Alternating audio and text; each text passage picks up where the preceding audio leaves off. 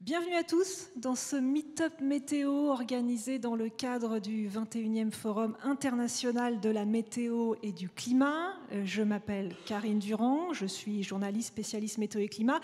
Je suis également conférencière, je travaille pour plusieurs médias comme Futura Science, comme le groupe Canal avec les chaînes CNews et C8.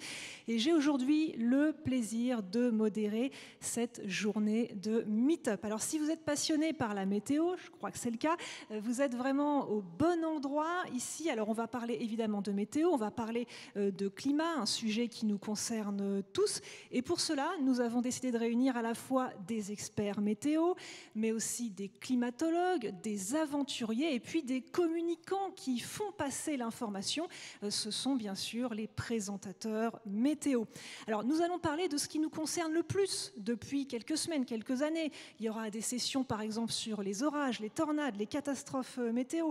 On aura également une session sur le lien entre sport et météo extrême à l'occasion, bien entendu, des Jeux Olympiques 2024. Et puis on va parler de la désinformation sur les réseaux sociaux. On parlera de la science de l'attribution également. Et puis de l'évolution du rôle du présentateur météo dans les bulletins télé. Et puis à la fin de la journée, un événement inédit. Pour la première fois organisée, c'est la Coupe francophone des associations de passionnés de météo. Restez jusqu'au bout. Nous allons justement décerner un prix à l'association qui a rendu le plus grand service à sa région. Alors l'idée du Meet-up, bien sûr, c'est de s'informer avec cette journée de conférence, mais pas seulement. L'idée, c'est de se rencontrer, d'échanger, de discuter. Voilà pourquoi nous avons prévu des temps de pause après chaque session. On aura une dizaine de minutes. Ce sera le moment de discuter entre vous et peut-être même d'aller parler aux intervenants qui descendent de scène. N'hésitez pas à aller les voir pour leur poser des questions. Ce sera toujours intéressant, du moment que tout cela se fait évidemment dans le respect de chacun. Et je rappelle que cette session et toutes les autres seront diffusées évidemment sur Internet, en live sur Facebook, mais aussi en replay. Voilà pour le début de ce Meet-up. Très belle journée, très bon Meet-up météo à tous.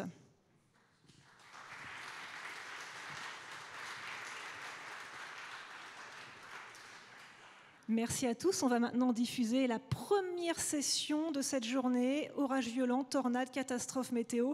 Comment les études de terrain sont-elles réalisées? Alors on le sait, lors d'une catastrophe météo qui est liée au vent, certains médias n'hésitent pas à parler de tornades, peut-être un peu trop rapidement. Ce n'est pas forcément le cas. Il faut une enquête de terrain pour savoir de quoi il s'agit exactement. Et c'est pour ça que nous réunissons justement des personnes, des scientifiques et des experts qui travaillent sur ce sujet. Et justement, je vous demande d'accueillir Pierre Maheu, cofondateur de Kéronos, responsable du recensement des phénomènes liés aux orages et autres phénomènes violents. Vas-y, Pierre, tu peux monter.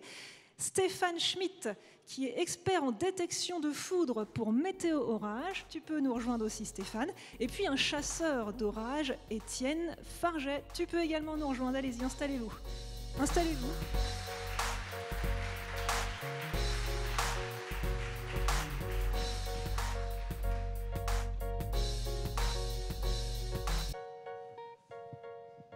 Alors un sujet passionnant. On va commencer avec toi, Étienne. Justement, tu es chasseur d'orage et avant de parler des enquêtes et de leurs intérêts, on va déjà parler de ce qui se passe un petit peu avant. Lorsqu'on fait sa prévision, Étienne, avant une chasse à l'orage, qu'est-ce qu'on voit sur les imageries, les satellites, les radars, qui peut nous faire penser qu'on va peut-être assister à un phénomène météo violent? C'est ce que tu fais justement, toi, lorsque tu prépares tes chasses à l'orage. On a quelques slides à passer aussi. Alors, déjà, quelque chose qui est important quand on va faire de la prévision pour la chasse à l'orage, mais même, c'est l'environnement. On va beaucoup regarder l'environnement.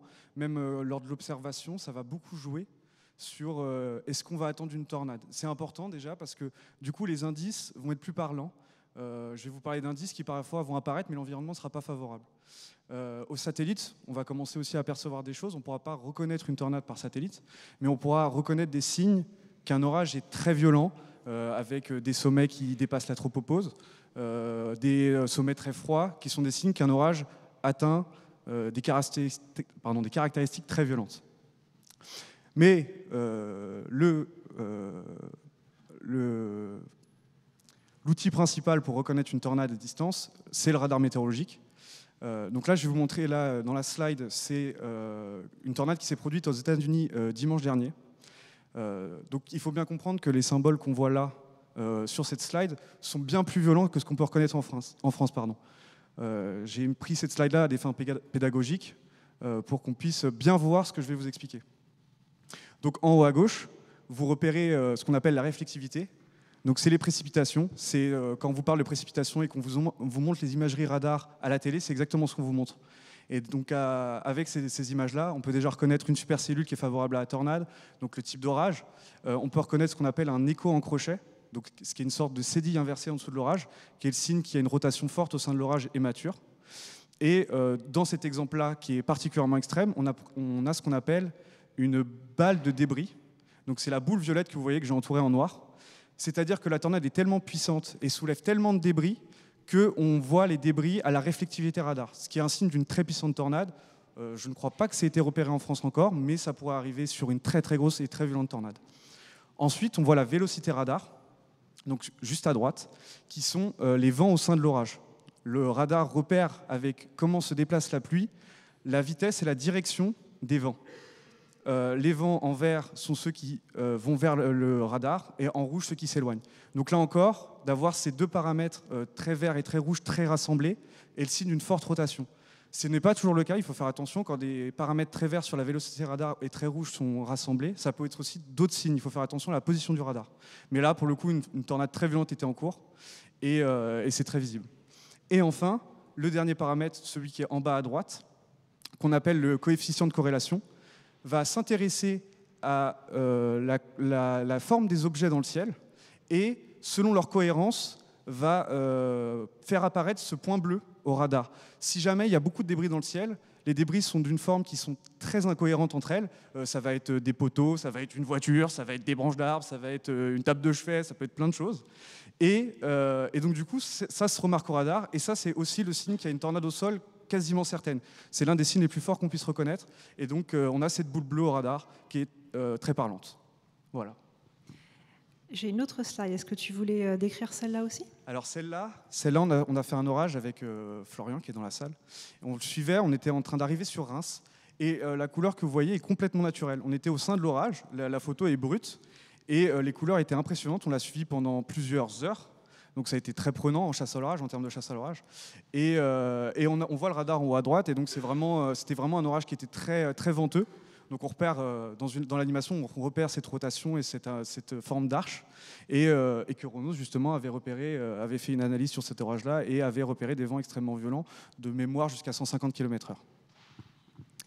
Merci Étienne. Pierre Maheu, donc cofondateur de Kéronos, je pense qu'on connaît tous Kéronos ici, justement spécialisé dans les orages violents, les tornades. Alors Pierre, une fois qu'un phénomène violent, comme ce qu'on vient de voir ici, s'est produit dans un endroit, il n'est pas toujours facile de savoir ce qui s'est passé s'il n'a pas été filmé, ce qui arrive parfois la nuit. Justement, on brandit souvent le mot tornade, alors qu'au final, ce n'est pas forcément le cas, c'est ce qu'on va voir. Il y a d'autres phénomènes météo qui sont liés au vent.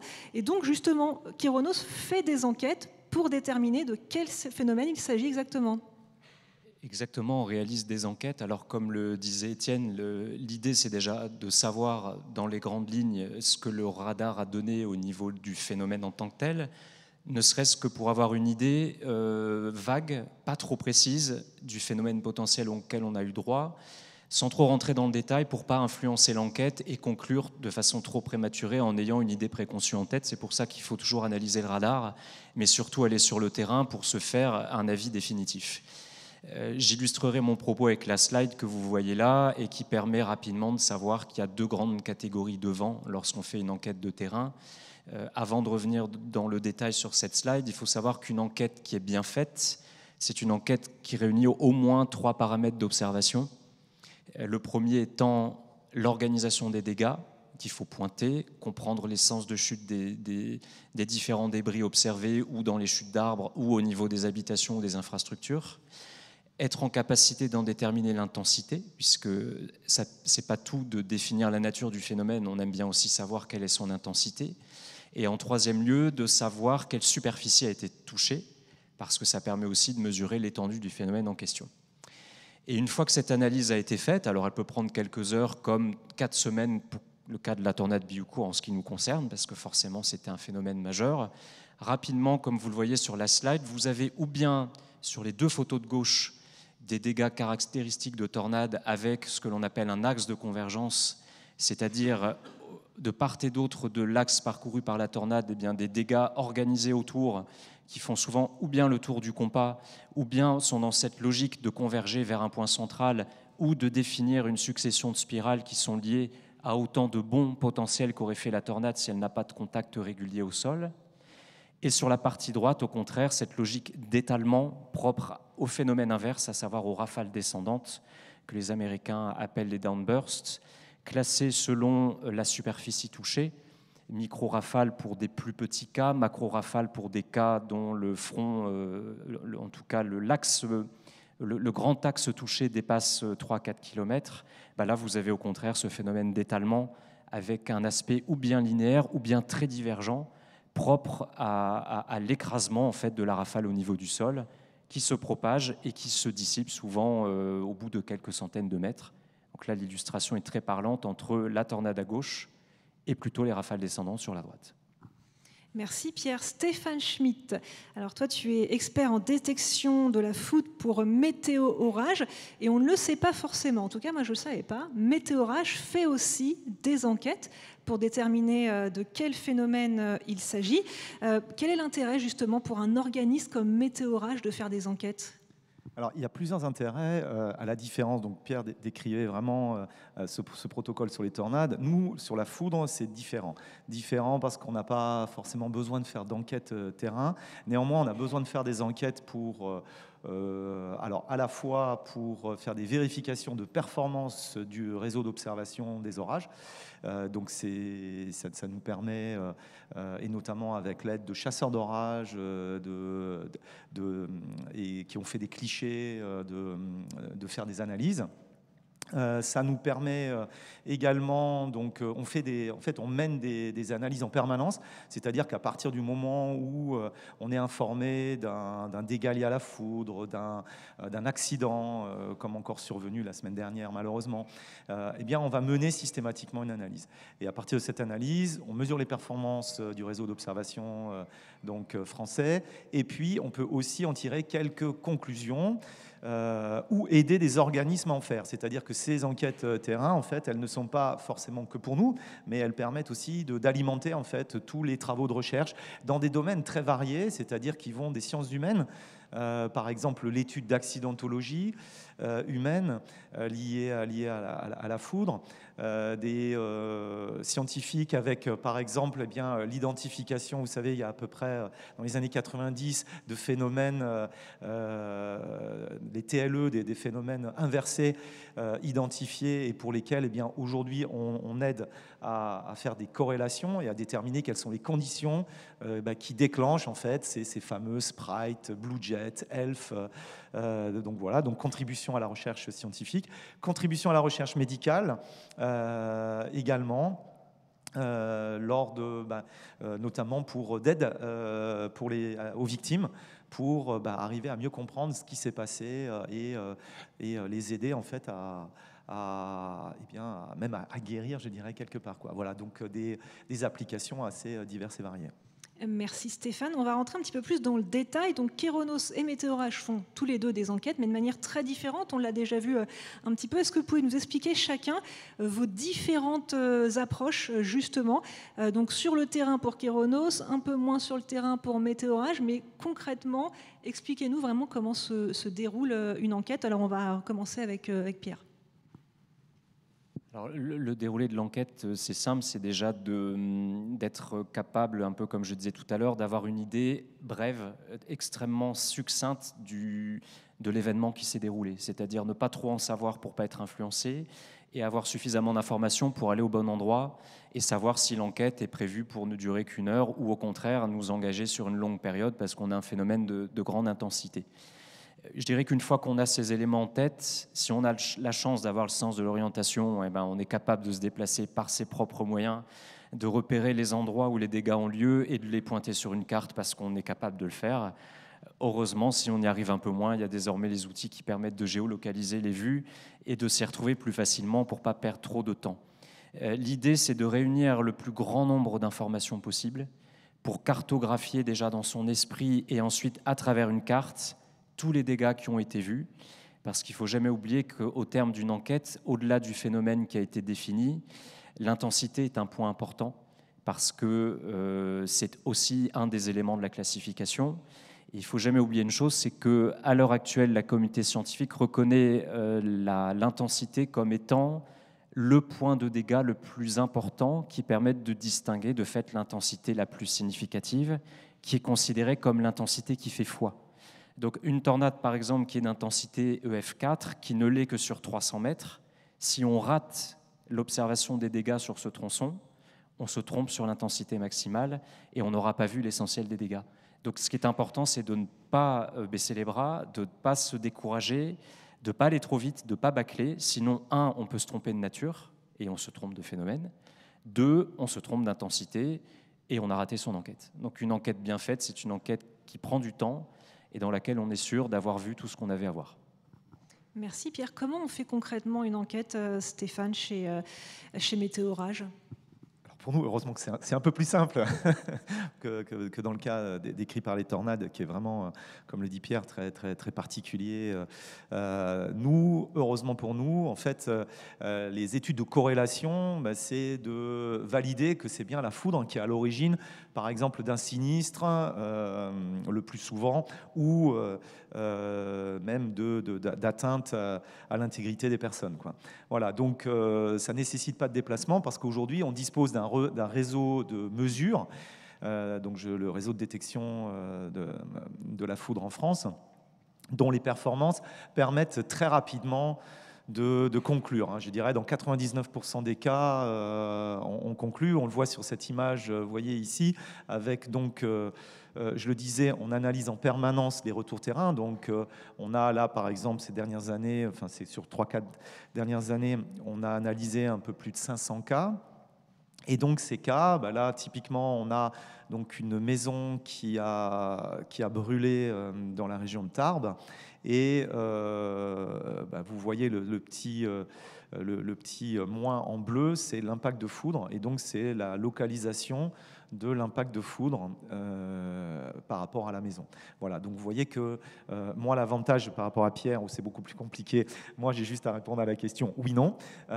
Et dans certains cas, alors dans certains cas, ça peut être plus complexe, hein, je simplifie un peu, mais voilà, ça c'est le premier niveau de corrélation. Ensuite, on a quelques cas où c'est beaucoup plus compliqué. Et en cela, on est beaucoup aidé par les chasseurs d'orage. Et peut-être que je vous expliquerai tout à l'heure en quoi on a pu l'être.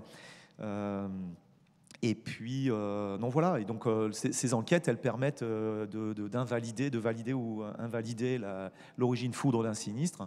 Et dans certains cas, d'aider, par exemple, le secteur des assurances parmi les applications possibles, quoi. Alors justement, on va montrer des exemples concrets pour vraiment rentrer dans le vif du sujet. Vous avez chacun, Kéronos et Météorage, un exemple d'enquête à nous montrer, à nous détailler. On va commencer avec toi, Pierre. Je pense que le cas n'échappera, ne surprendra pas les gens présents dans la salle et ceux qui nous écoutent. J'ai pris l'exemple de la tornade de Bihucourt du 23 octobre 2022 parce qu'elle apparaît comme un cas extraordinaire au sens propre du terme, puisque le moteur de la supercellule a été capable de générer un phénomène qu'on a considéré comme unique sur une trajectoire de 206 km. Et cette tornade, pour moi, elle est l'illustration de toute la difficulté parfois de conclure sur un cas. Est-ce qu'on parle d'une tornade ou de plusieurs ? Et dans quel cas n'en compte-t-on qu'une seule ? On a beaucoup discuté avant de la publier et puis on s'est rendu compte que les critères étaient conformes à celles de la tornade unique.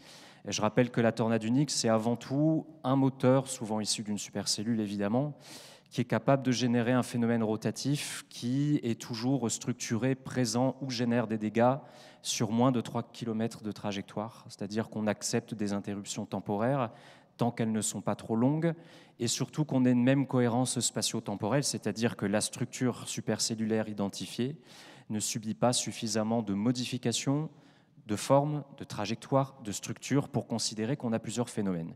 Et Bihucourt, ça a été ça, ça a été des remontées de terrain qui, en 24 heures, ont permis d'identifier d'abord une trentaine de sites touchés, puis on s'est rendu compte que c'était sur la même trajectoire, puis on s'est rendu compte que c'était la même supercellule, et puis par une enquête de terrain qui nous a pris 4 semaines, on a tout relié, et on n'a jamais eu plus de 3 km d'interruption de dégâts, si bien qu'en fait, on a pu identifier un seul événement tornadique, donc une seule tornade, et donc 206 km entre le département de l'Eure et la Belgique. Et voilà en quoi cette tornade est remarquable. Elle reste à l'heure actuelle un record européen de trajectoire et à l'échelle mondiale se débrouille très très bien par rapport aux États-Unis puisqu'elle figurerait, je ne vais pas dire dans le top 10 puisqu'on n'est jamais capable d'avoir une climatologie très reculée, mais sur les dernières années fait partie des très très grosses trajectoires à l'échelle de la planète. Voilà. Oui, vraiment incroyable cette tornade. On a également un exemple avec toi Stéphane, un petit peu plus récent d'ailleurs cette fois-ci l'exemple. Oui, absolument. Alors c'est une analyse qu'on a faite lors de Ciarán parce que, je disais tout à l'heure, ça peut être assez basique, hein, le fait de faire de la vérification à chaque fois qu'on est informé, qu'on a un retour terrain sur des dégâts. Et puis là, en fait, on a eu pas mal de retours terrain faisant état de dégâts lors de Ciarán et notamment liés à la foudre. Donc ça nous a un peu mis la puce à l'oreille. On s'est dit, bon, finalement, on ne s'attendait pas nécessairement à entendre parler de foudre pour Ciarán. Et donc, on s'est dit, on va analyser ce cas. Depuis, d'ailleurs, on en a analysé 2 autres et sur des phénomènes assez similaires de novembre-octobre. Et d'ailleurs, c'est publié dans le dernier numéro de la météorologie qui est sorti là la semaine dernière. Voilà, donc la particularité, en quelques mots, de cette tempête en matière de foudre, c'est le fait que, alors pour ceux qui sont à l'aise ou qui voient ce type d'image à gauche avec tous ces petits points rouges, donc ce sont des éclairs, et ceux qui sont familiers avec ce type de carte remarqueront immédiatement que c'est vraiment pas une grande activité orageuse, hein, surtout par rapport comparé à des phénomènes qu'on rencontre en été où on peut même plus voir le fond de carte géographique derrière avec des points partout. Et bien là, on remarquera qu'on a une activité quand même assez clairsemée et pas très importante. Et alors, c'est là où, en faisant une analyse qui ne se limite pas à une analyse quantitative du nombre d'éclairs, et si on regarde leurs caractéristiques, parce qu'en fait, je parlais du réseau de détection français, ce réseau, il est capable donc de détecter de localiser en fait tous les éclairs qui se produisent en France, et ça depuis plus de 35 ans. Voilà, donc c'est-à-dire qu'on a une base de données aujourd'hui qui comprend tout ce qui est tombé sur le sol français depuis 1987. Et donc, au-delà de cette localisation des éclairs, on mesure en fait leurs caractéristiques électriques, donc le courant de décharge et en kiloampères. Et donc, ce courant de décharge, eh bien, dans certains cas, on se rend compte qu'on a des courants plus intenses en hiver. Et là, sur le cas de Ciarán, c'était phénoménal parce qu'on s'est retrouvé avec une grande proportion d'éclairs donc positifs. Alors le fait qu'ils soient positifs ne vous parlera pas forcément, mais le fait que les positifs ont des intensités beaucoup plus importantes, eh bien, est un élément qui est important dans la mesure où ça engendre davantage de dégâts. Hein, c'est-à-dire qu'en fait, on avait des intensités 2 fois plus importantes qu'en règle générale. Pour vous donner des ordres de grandeur, un éclair, en moyenne, ça fait 20 000 ampères, 20 kiloampères. Là, en fait, on était au-delà des 50-60 kiloampères. Donc 2 voire 3 fois plus important qu'en règle générale. Voilà. Et donc ça, donc à travers ce type d'analyse, je le disais tout à l'heure, ces analyses on les mène pour nous, mais on les mène aussi dans le cadre de recherche. Alors recherche académique ou non, hein, c'est-à-dire que si un organisme, même parmi vous, souhaite faire de l'analyse, eh bien complémentaire, eh bien, ce type d'analyse permet d'alimenter aussi la recherche. Le fait, vous voyez par exemple, je mentionne la configuration de dipôles négatifs. En fait, ces éléments-là, analysés après par le labo d'aérologie, par exemple à Toulouse, ou par des chercheurs en électricité atmosphérique, eh bien, permet ensuite d'alimenter l'analyse de ces cas avec ces suspicions ici, par exemple, de ce qu'on appelle des dipôles inversés. Et le fait que, je parlais donc de ces fameux positifs, eh bien, ce cumulonimbus avec ces charges qui peuvent être inversées, donc avec, au lieu d'avoir très schématiquement donc, des charges négatives à la base du nuage, eh bien, se retrouve avec davantage de charges positives. Et donc, eh bien, ces charges positives ont la particularité de générer des courants de plus forte amplitude. Donc là, par exemple, on a analysé quelques cas. Je vous disais, c'est parti d'un retour de terrain et avec des cas où, en fait, les dégâts ont été générés par des éclairs donc, qui faisaient respectivement 137 000 et 160 000 ampères. Voilà, donc ça donne voilà un cas d'analyse. Merci Stéphane. Alors justement, une autre question pour vous deux, Pierre et Stéphane. Est-ce qu'il y a des enquêtes qui vous ont vraiment plus marqué, que vous avez préférées, ou alors qui vous ont complètement déconcerté, ou avec des phénomènes qui n'étaient pas du tout ce qu'on attendait au final? Ça a été difficile de faire un choix parce que dans les quasiment 100 000 événements qu'on a essayé de diagnostiquer chez Keronos, on a retrouvé 1000 tornades sur ces 100 000 événements. J'ai hésité avec des cas américains sur lesquels on a pu enquêter, qui étaient quand même intéressants aussi il y a encore quelques semaines quand on y était. Mais finalement, j'ai retenu la tornade de Haumont du 3 août 2008 parce que finalement, jusqu'à présent, c'est la tornade de la plus forte intensité qu'on a eu à enquêter. Et puis parce qu'à cette époque-là, il faut se remettre dans un contexte où Keronos avait 2 ans d'existence. Donc on avait une connaissance évidemment qui n'était pas celle d'aujourd'hui, et cette tornade nous a montré qu'en fait on n'était pas grand-chose et qu'on avait encore beaucoup à apprendre, et ça nous a presque même motivés pour ne pas lâcher sur les connaissances et l'amélioration des connaissances des phénomènes comme ça, parce que je peux vous dire que sur place au Mont, c'était très émouvant. On est arrivé quelques heures après le phénomène, les gens étaient encore hagards. Vous avez un peu là ce résultat sur ces maisons. On en a vu comme ça des centaines dans cette situation, et des gens qui perdent tout en 10 secondes de temps. Donc ça a été marquant, et ça nous a plus que jamais motivés pour se dire c'est l'occasion justement de mieux comprendre encore, mieux anticiper, mettre les mots sur les choses et poursuivre dans cette ligne de la connaissance des phénomènes et des tornades en particulier.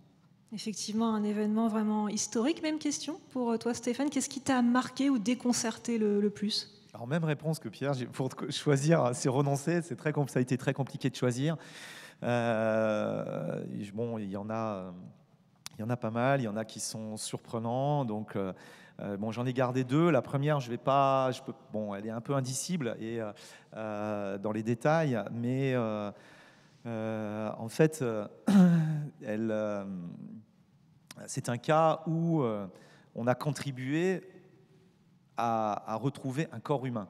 Bon, alors là, vous allez me dire, j'ai plombé un peu l'ambiance, ça a l'air un peu sordide, mais en fait, ça a été très important, et notamment pour la famille de la victime, qui a pu faire son deuil. Et voilà, donc vous voyez qu'en fait, c'est vrai que quand vous êtes confronté à ce type de cas, ça m'était arrivé un vendredi. J'ai aidé donc la sécurité civile, la famille à localiser un corps. C'est vrai que là, du coup, voilà, Pierre parlait de cas émouvants, ça l'a été. Et puis, bon, je vais vous citer quand même un cas un peu plus léger. Et ce cas plus léger, bon, certains d'entre vous en ont peut-être entendu parler, ça a été un cas d'un monument donc, en Gironde qui a violemment explosé, dont les dégâts ont été très importants, et donc qui a engendré la plainte du département pour vandalisme, et avec quelques débuts d'enquête, avec des suspicions de néo-nazis ou autres. C'était un monument érigé à la gloire de la résistance. Voilà. Et donc là, il y a eu une enquête journalistique parce que scepticisme, on ne trouve pas de baramine, on ne trouve pas de... Voilà, il y a rien qui laisse présager que ça pourrait être un cas de vandalisme. Voilà. Et donc là, le journaliste de Sud-Ouest s'interroge et puis tout d'un coup a l'idée, parce qu'on avait réalisé une interview il y a quelques années, et puis il se dit, tiens, mais on m'avait parlé de la foudre et de la capacité à vraiment engendrer des dégâts, même dans la pierre. Voilà. Et donc, il m'a sollicité. Et donc là, vous voyez l'image du milieu, il n'y a absolument aucun doute sur l'origine, avec un impact qui est vraiment sur le monument. Et donc, avec une intensité, vous voyez, au-delà de 130 ou 160, sur ce cas, j'ai plus en tête, kiloampères, et qui a permis de requalifier finalement ce cas, et qui est passé d'un cas de vandalisme à un cas finalement un peu plus céleste de foudroiement. Donc voilà, et un peu plus léger que le premier. Est-ce qu'il y a eu des enquêtes où il était impossible de tirer une conclusion, où on ne sait absolument pas ce qui s'est passé? Ce sont des choses qui arrivent notamment sur des cas de très faible intensité et ou qui ont été enquêtés trop tardivement. Parce qu'en fait, plus le temps passe, plus les dégâts sont déblayés. Et sur des phénomènes de faible intensité, les rares indices de convergence ou de divergence disparaissent. Donc parfois, on arrive sur place, on a des tuiles de maison qui ont été remises, les arbres ont été débités, les débris dans la rue ont été nettoyés, et on revient bredouille en se disant ça restera un phénomène indéfini, parce qu'en fait, hélas, bien que violent, on est incapable de conclure. Ça peut être relativement fréquent, surtout quand on arrive tardivement. D'accord. Stéphane, pour toi aussi, des cas impossibles? Oui, alors je parlais tout à l'heure de probabilité, donc en termes de performance. En gros, dans 99% des cas, on n'a pas besoin de se déplacer et on peut conclure, et je peux vous dire si c'est bien la foudre qui est à l'origine d'un problème. Dans certains cas, c'est plus difficile. Et donc il y a par exemple des cas très atypiques qu'on appelle des cas d'upward lightning en anglais, donc d'éclairs ascendants qui sont issus, alors c'est typiquement ce qu'on va retrouver sur la tour Eiffel, c'est-à-dire qu'en fait c'est un éclair inversé. Alors on peut, sur la tour Eiffel, donc vous voyez c'est assez atypique. Maintenant il se trouve qu'en France et un peu partout en Europe, on a aussi des éoliennes un peu partout, et en fait on se rend compte que sur les éoliennes aussi, on a ces upwards qui ont la fâcheuse tendance de se former, et donc c'est très difficile de conclure. Et là, en fait, il m'arrive d'avoir l'aide inopinée et sacrément intéressante des chasseurs d'orage. Je ne sais pas si on avait, pardon, j'anticipe peut-être, je ne sais plus si j'avais mis une image dans mes slides, mais en fait, deux cas qui m'avaient été envoyés par Bruno Beuret et Laetitia Gibault sur des ascendants sur des parcs d'éoliennes. Et voilà. Et en fait, en regardant, si j'avais pas eu leur cliché, dans un cas, j'étais incapable de conclure parce que c'était pas clair. Et dans le deuxième, en fait, on a mené des analyses. En fait, il y avait deux parcs. Il faut imaginer. En fait, ils ont pris une photo avec un parc à droite, un parc à gauche. Et puis sur celui de gauche, on voit des ascendants. Il y a très peu. Nous, on suspecte une petite activité d'intranuage, mais c'est pas clair. Et sur le deuxième, en fait, à droite, on voit un éclair positif de forte amplitude.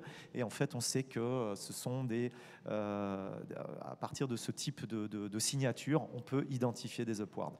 Voilà. Donc vous voyez, mais c'est grâce en tout cas là à un chasseur d'orage, mais c'est pas toujours possible de conclure, même si c'est que dans 1%, je dirais, des cas que c'est problématique. Merci Stéphane. Alors justement, on parlait de chasseurs d'orage, je reviens vers toi, Étienne. Toi aussi, j'ai envie de savoir, toi tu chasses beaucoup en Île-de-France, mais pas seulement, tu te déplaces pas mal. Quelles sont les chasses qui t'ont vraiment le plus marqué, les phénomènes les plus incroyables que tu as pu observer? Alors, déjà, il y avait l'exemple de Reims dont j'ai parlé tout à l'heure, parce qu'elle a été particulièrement éprouvante. On l'a suivi pendant plusieurs heures. On a été dans ce qu'on appelle le core punch, donc c'est-à-dire à l'intérieur de l'orage pendant longtemps. Et on avait de violentes rafales à l'intérieur, donc on avait des arbres qui nous tombaient dessus. Donc c'était quelque chose qui était vraiment très impressionnant pour le coup à vivre. Je ne pense pas que je le referai maintenant, mais voilà, c'était une de mes premières chasses. Je savais pas trop, on l'a suivi pendant longtemps, et c'est après coup on s'est dit waouh, on l'a échappé belle. C'était vraiment impressionnant. Et il y a ce cas de tuba très allongé que j'ai observé juste au-dessus de chez moi. Et par hasard, j'étais pas parti chasser. Pour tout vous dire, dans ma vie personnelle, j'étais en train d'emmener mon frère chez sa copine. Et il y a un moment, je tourne ma tête sur la gauche et j'aperçois ce tuba, complètement par hasard.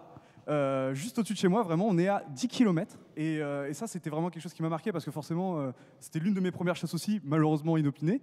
Et incroyable, quoi. C'est dans les Yvelines, donc. C'est juste au-dessus, c'est à Magny-en-Vexin, ou Val d'Oise. Voilà. Mais c'était super impressionnant et donc ça m'a particulièrement marqué forcément d'observer ça juste à côté de chez moi. Ah bah bravo, magnifique photo.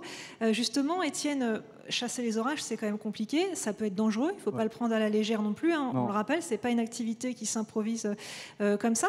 Qu'est-ce qui, selon toi, pourrait permettre d'améliorer justement la chasse à l'orage ou même le réseau d'observation, à la fois pour ceux qui veulent, comme toi, chasser les orages, mais aussi pour le grand public? Qu'est-ce qui manque?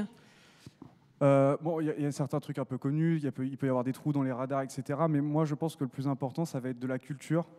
Que ce soit parce que l'observation humaine est très importante, je pense aussi pour Kéronos par exemple, que le phénomène soit directement observé comme il faut, ou bien reporté comme il faut. Pour la grêle par exemple, c'est quelque chose qui n'est pas forcément connu, mais la grêle se mesure toujours dans le sens le plus long. Et donc d'avoir de la culture comme ça, de bien signaler les phénomènes, que ce soit en termes de positionnement, que ce soit en termes de comment on le fait, que peut-être des indices sur la violence des vents, je pense que de la culture et un bon réseau d'observation humain peut beaucoup aider parce que en ce moment, je trouve que c'est quelque chose qu'on délaisse beaucoup à l'ère des réseaux sociaux, à l'ère de l'observation numérique. Et je pense qu'on devrait remettre ce réseau d'observation humain. Je pense que c'est très important. Effectivement. On a juste le temps pour une dernière question. Merci Étienne. Je voulais revenir sur toi, Stéphane, avec quelque chose d'assez étonnant concernant Météorage. Moi, ça m'a interpellée lorsqu'on a parlé. C'est le fait que Météorage travaille avec un réseau de chéronopathologues, en fait avec des médecins. Alors pourquoi justement Météorage travaille avec des médecins? Alors c'est dur à dire chéronopathologue, mais le pire c'est quand en plus on a des chéronopsychopathologues. Là c'est voilà. Alors en fait, la France a été un des premiers pays du monde à avoir un expert. C'était le docteur Elisabeth Gourbière, qui était médecin à l'époque d'EDF et qui, à un moment donné, devait donc analyser chez EDF tous les cas d'électrisation et qui s'est intéressé à des phénomènes d'électrisation plus particuliers liés à la foudre. Et donc, la foudre tue, blesse, à travers donc effectivement l'électricité, pas uniquement, hein, il y a d'autres phénomènes induits, mais avec des caractéristiques propres. Hein. Certains d'entre vous ont déjà au moins vu ces images, les figures de Lichtenberg, ou des cas où en fait la violence et en tout cas l'intensité électrique peut avoir une incidence supérieure à un cas d'électrisation classique. Voilà, donc la France s'est dotée, a essayé en tout cas de faire des recherches en chéronopathologie. La difficulté, c'est qu'il n'y a que 5, heureusement d'ailleurs, mais il n'y a que 5 à 10 victimes par an, donc ce qui limite les possibilités en termes de recherche. Et en plus, ces chéronopathologues, ils ont besoin de données. Ils ont besoin de données pour émettre des hypothèses, déterminer si la victime a pu décéder ou des suites en fait, de courants induits, par exemple, le long du sol, ou est-ce que finalement la victime a été projetée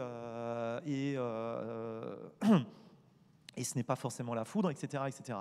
Voilà, donc on a toujours travaillé avec des médecins. Donc il reste encore 2-3 chéronopathologues en France qui essayent de monter en fait une association à Toulouse. Et puis en fait, on s'est aussi rendu compte que les victimes avaient besoin de connaître les caractéristiques de leur agresseur. Voilà, donc ça peut paraître surprenant, mais donc moi, la première fois, on m'a demandé d'intervenir dans le cadre d'une visite médicale, enfin d'une rencontre médicale entre eux et puis les victimes. Donc je ne savais pas trop quoi leur raconter, et à partir du moment où je leur expliquais ce qui s'était passé, comment ça s'était passé, que j'ai qualifié l'éclair qui avait été responsable, bien bizarrement, ça leur a permis de comprendre, ça leur a permis d'accepter Voilà, sachant que alors je ne l'ai pas dit, mais c'est vrai que j'ai un peu schématisé les capacités de corrélation en vous disant qu'on est capable de corréler, on est capable d'aller en fait beaucoup plus loin, et sans vouloir incriminer les victimes, on est capable aujourd'hui de faire des analyses pour déterminer bien qu'est-ce qui s'est passé avant, parce que très souvent quand on a des accidents comme ça, ce qu'on voit a posteriori, ce sont en fait, des retours d'expérience qui parlent d'orages soudains, imprévisibles, on ne pouvait rien faire, voilà, et qui malheureusement ne contribuent pas à améliorer la prévention. Puisque en fait, les analyses qu'on mène montrent que dans 9 cas sur 10, plus de 9 cas sur 10, c'est faux, et que c'est surtout malheureusement un défaut de prévention. Voilà, donc message de prévention, aide pour les victimes, et puis aide aussi à l'analyse médicale, sachant qu'il y a plein d'études de corrélation qui sont aussi faites par les médecins, hein, c'est-à-dire que les Anglais avaient commencé avec est-ce que les crises d'asthme peuvent être liées à des orages. Donc ça, vous voyez, on est dans les années 90. Si vous n'avez pas de data, si vous n'avez pas de données, vous ne pouvez pas déterminer s'il y a un lien entre un déclenchement de crise d'asthme et la présence d'un orage. Là maintenant, par exemple, j'ai travaillé avec on a fourni des données à une jeune docteure là, pour sa thèse en neuro, qui voulait déterminer s'il y avait des liens avec des AVC ou certains voilà. Donc voilà. Donc la recherche médicale, il y a de quoi faire, et il y a effectivement des liens entre la foudre et la médecine. Merci beaucoup Stéphane. On voit que les enquêtes ont des buts et des objectifs assez variés. C'était passionnant. On peut les applaudir.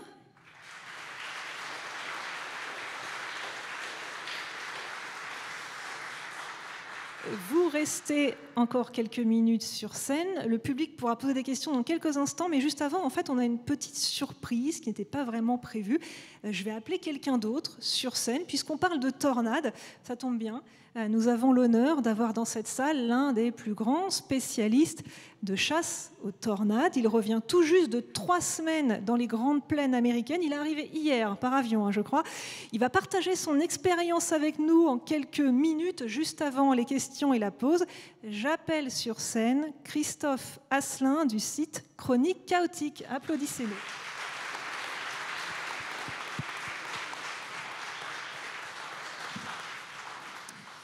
Alors Christophe, déjà, merci de nous rejoindre. Bravo d'être venu en un seul morceau de ta chasse à la tornade. Tu vas nous en dire quelques mots. Alors tu es quand même un chasseur de tornades expérimenté, hein, je le rappelle. On te connaît avec tes reportages sur Internet, mais aussi avec tes séries de reportages diffusées à la télévision, puisque tu es réalisateur aussi. On se rappelle de Rendez-vous in Tornado Alley, qu'on avait diffusé à l'époque où je travaillais à la chaîne Météo, il y a une dizaine d'années. Et puis un petit peu plus récemment, il y a eu Tracker de Tornade, l'émission qui a fait un carton sur RMC Découverte et sur Ushuaïa TV. Alors donc tu as atterri hier, je crois. Tout à fait. Bravo, merci de nous rejoindre. Comment s'est passé ton séjour aux États-Unis ? La saison, quand même, elle a été très active, j'ai l'impression. Hein. Alors, c'est vrai que c'est une saison, pour l'instant, c'est une année très active, 2024 aux États-Unis. Malheureusement, notre période a été un peu moins active. Enfin, heureusement, bien sûr, pour les gens qui habitent là-bas. Mais c'est vrai que nous, on y va avant tout pour voir des tornades. Et quand on est arrivé, on est tombé pile sur la période où ça s'est calmé. Donc, c'était un peu frustrant pour nous.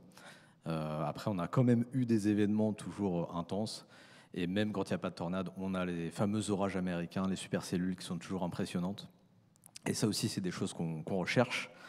Et c'est en plus des choses qu'on a pu montrer cette année à une équipe de tournage qui nous accompagnait. Donc le but est un petit peu différent du voyage cette année. C'était aussi de partager, de montrer à des gens qui ne connaissent pas du tout ces orages, ces tornades, comment ça se passait.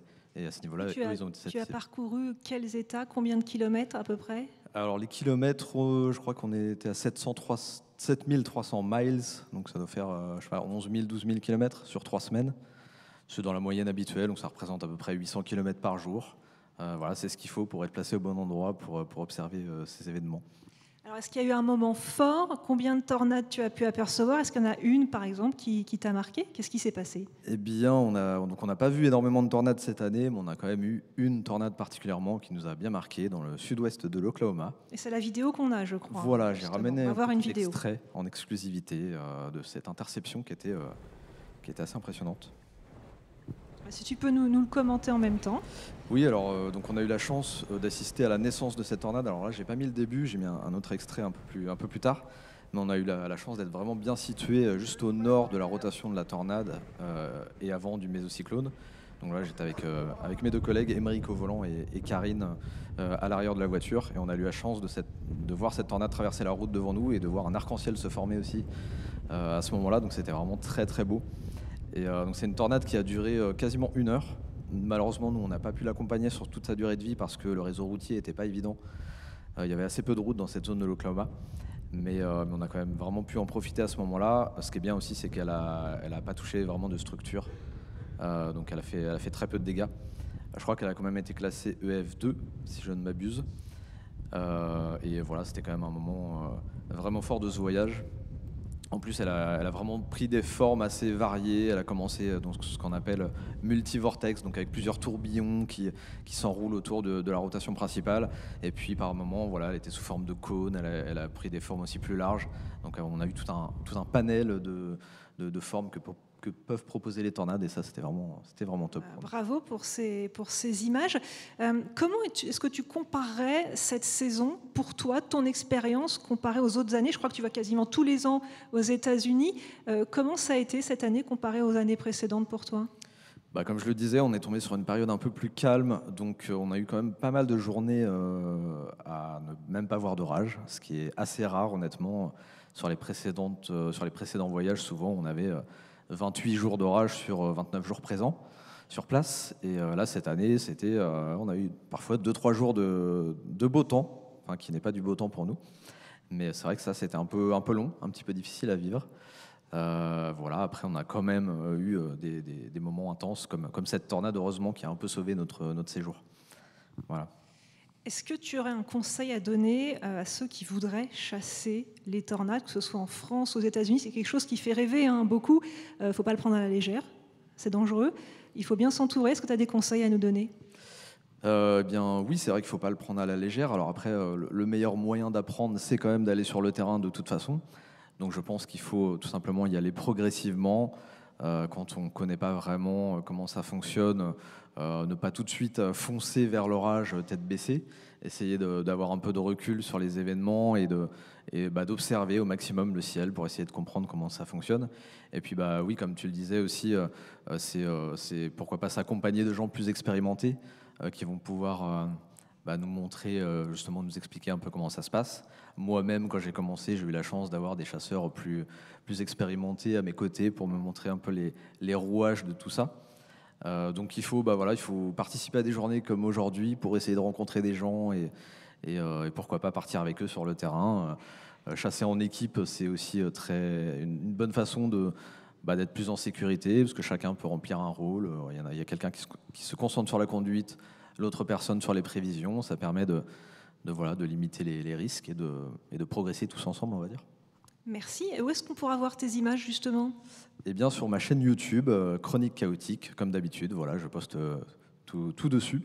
Et il y aura très bientôt la version complète de cette tornade que vous avez aperçue là. On l'a observée quand même pendant plus de 10 minutes. Donc, il y a des bonnes images à voir bientôt. Je vous invite à aller voir les reportages de Christophe sur YouTube. Ils sont absolument magnifiques sur des sujets variés, avec beaucoup de pédagogie en plus. Bravo, restez sur scène. On a le temps pour 1 ou 2 questions. Alors, est-ce que le public a une question? Si vous avez une question, vous levez la main et on a quelqu'un avec un micro qui va passer et vous donner la parole.